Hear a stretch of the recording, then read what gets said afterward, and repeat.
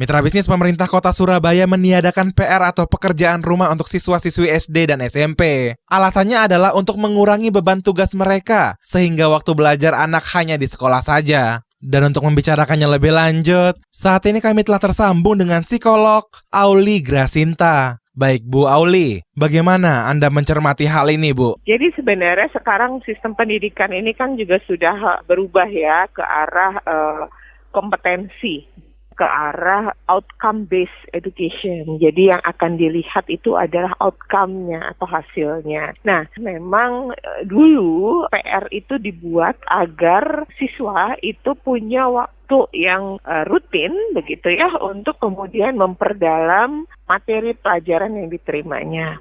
Nah, sekarang konteks pendidikan ini menjadi berubah begitu. Bahwa sebenarnya yang menjadi masalah bukan bahwa anak itu harus punya waktu yang rutin, tetapi dia mencapai kompetensi yang diharapkan begitu. Jadi kompetensi dari setiap pelajaran yang diharapkan itu harus tercapai. Nah, apakah itu dengan PR, apakah itu dengan proyek dan sebagainya, itu sebenarnya hanya metode, begitu. Itu sebenarnya hanya metode. Memang sejauh ini beban pelajaran itu dirasa cukup banyak ya di Indonesia itu.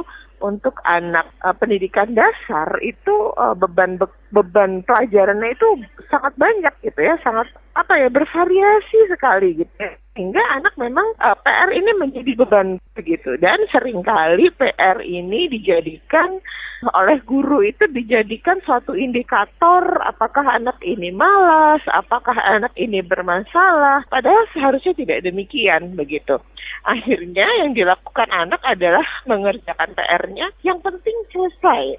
Bahkan tidak sedikit akhirnya orang tua yang akhirnya menyelesaikan PR-nya, apa yang menjadi tujuan dari pemberian PR malah tidak tercapai. Nah, begitu. Nah, sekarang permasalahannya sebenarnya bukan segitu tidak setuju, tetapi capaian belajar untuk bisa mencapai kompetensi ini diganti dengan apa gitu. Mungkin tidak disebut sebagai PR, tetapi ada yang namanya project based learning, di mana pada akhir masa belajar begitu ya, anak-anak harus membuat suatu project yang disenangi oleh anak, yang mungkin terintegrasi antar berbagai pelajaran, yang membuat anak senang, sehingga PR tidak lagi menjadi momok bagi anak-anak ya, ditakuti, bahkan kemudian mengganggu di dalam keluarga. Dan tiba-tiba dia harus, kamu udah ngerjain PR belum? Nah, itu kan tidak menyenangkan ya, tetapi menjadi sesuatu yang mereka inginkan, yang mereka sukai. Bahkan pada PR ini, pada proyek ini, pada pekerjaan, ketika mereka harus melakukan suatu proyek, itu mereka menemukan sesuatu atau muncul ide-ide inovasinya. Itu sebenarnya. Jadi sebenarnya PR itu hanya sebuah metode saja, hanya sebuah cara saja untuk mencapai capaian belajar, sehingga bisa digantikan oleh metode-metode lain yang seharusnya bisa lebih efektif. Begitu.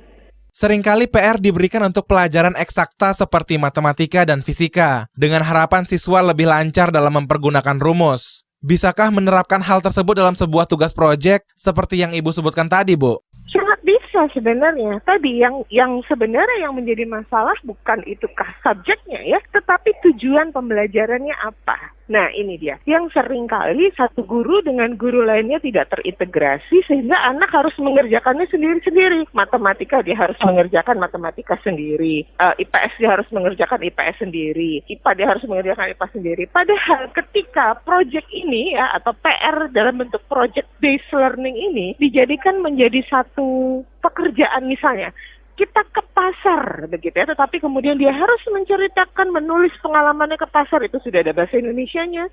Di sana dia harus bertransaksi, sehingga dia harus menghitung begitu ya. Dia melakukan penghitungan-penghitungan. Di sana dia bisa lihat timbangan, di mana dia bisa belajar ilmu fisika dan sebagainya yang sebenarnya terintegrasi. Nah, inilah yang harus perubahan yang harus dilakukan, atau penghapusan PR itu bukan berarti kemudian mengurangi ya kemampuan anak untuk menjadi lebih kompeten, malah harusnya digantikan dengan tugas-tugas kegiatan yang membuat mereka menjadi lebih kompeten, lebih advance gitu ya, lebih jauh bahkan, dan yang paling penting adalah mereka menjadi lebih senang belajar.